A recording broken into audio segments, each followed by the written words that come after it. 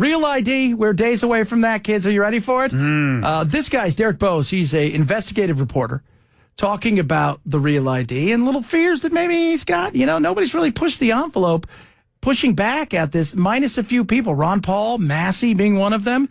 That, hey, this is coming, and there's some serious questions. People much more informed than me, lawyers, NGOs, nonprofits who focus on these issues particularly, have been warning about the growth of facial recognition, have been warning about the growth of digital IDs, and how as those systems become more interconnected, starting with, okay, you have your identification to get into federal buildings on an app, but then over time as these systems expand, which they will, both in the private sector and through government, to include your health information, to include your banking, financial information, et cetera, you end up being very close to what China has in their form of WeChat, and the one app that sort of has everything in it. And again, this is going to be sold in a way that's convenient, it's fast. We're seeing this at the airport. People are being encouraged to go paperless and to just use their face to check in. And we've heard from the airports that maybe as soon as this fall, but definitely in the next couple of years, they plan to make facial recognition a mandatory part of the check-in process. Oh, my goodness. Already I'm thinking I got to fly private, which is expensive. I went out this weekend, so our new friends, a guy who owns Contours, great dude, Keith, and his girl, and Greg, and Denise, who was his wife, is her birthday. Happy birthday, Denise. Greg's he's a boob, but no, he's a sweet guy. He's a pilot, and we were talking about how much it costs to fly private. You're going to want to do everything you can. If facial recognition is going to be that way, yeah, we better figure out. Does flying private, is Real ID impacted by that? Nope. You don't have to have it? Show up and go. Okay. All right. That's what we need to start That's doing. what we need to start doing. All right. Show up, hop, and go. It's that simple. One of the things he said, he goes, if they call me at, if they say, hey, we're going to leave here at, noon tomorrow, and it's 11:50 and you're late, you call the plane and say, hey, I'm going to be a little bit late. And like, okay, because you've booked us. So we're not going anywhere because you're the place, you chose the place, and we're going to your place.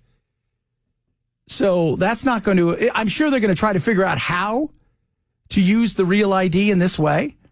Like, how can we get it so we can make this part of the plan? But the China thing, to me, is scary. So in all different sectors, starting with the Real ID, with mobile driver's license, and especially at the airports, we're seeing this push towards digital identifications. And mobile driver's license is just one form of that. I'll also just note briefly that the TSA has already made it clear on their own website that they will accept mobile driver's licenses as a Real ID compliant ID.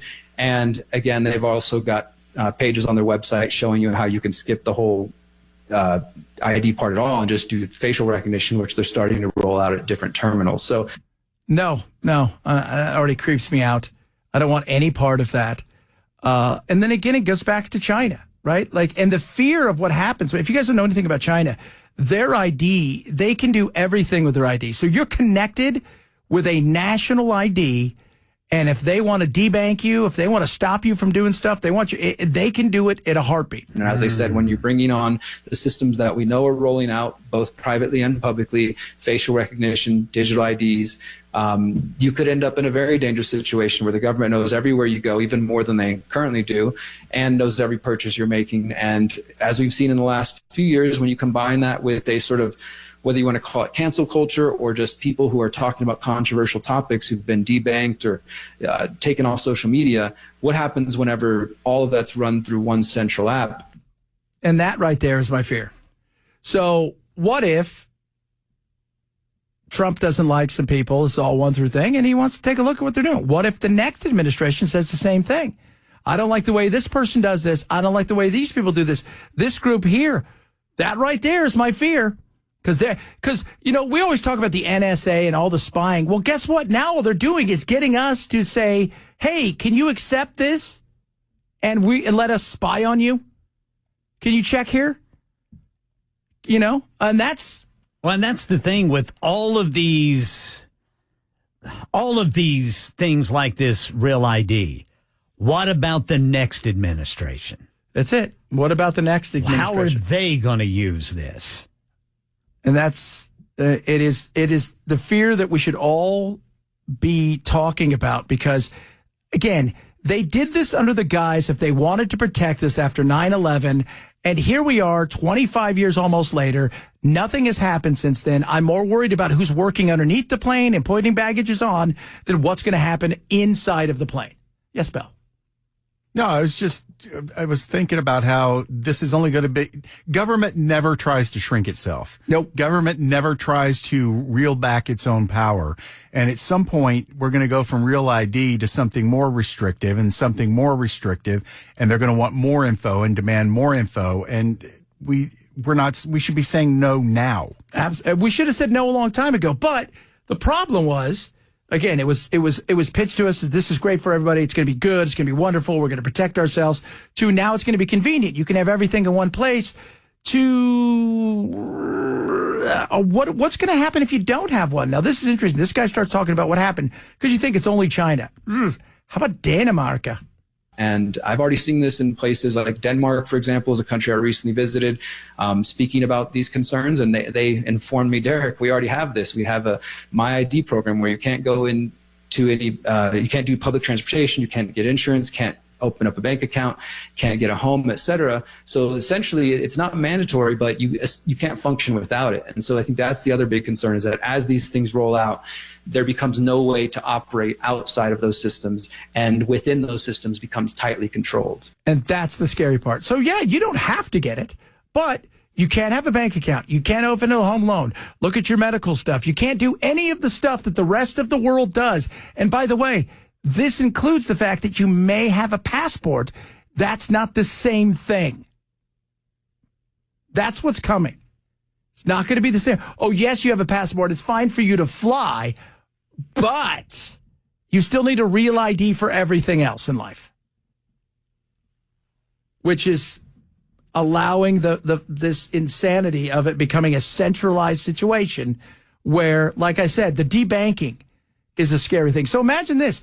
The next administration comes along, any administration, and you do all kinds of things where you are a voice, a pain in their ass all day long. You tweet, you do all kinds of stuff, and you get flagged a few times, and all of a sudden you go to you go to your bank or you go to get into your account, and it says access denied. Is that possible?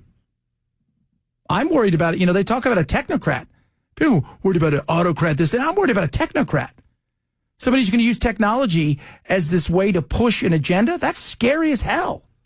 And it's closer than all the other things they talk about when they try to scare you. We shall see.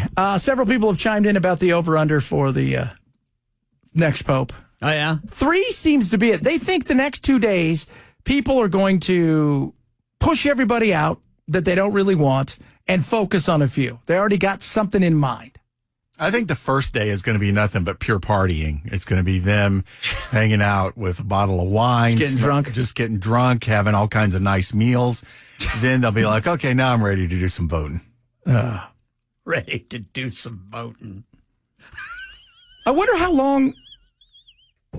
ready to do some voting. Let's get hammered, guys. Let's find out who we are. Let's just kind of work it out. See where we go with this. It's kind of fun. Hands. Who wants this guy over here? This guy's he's from Africa. This guy, he's over here. This guy's from the Asia guy. Over here, this guy's from South America. He's a pretty good guy, too. This guy's Italian. We've already had a bunch of those.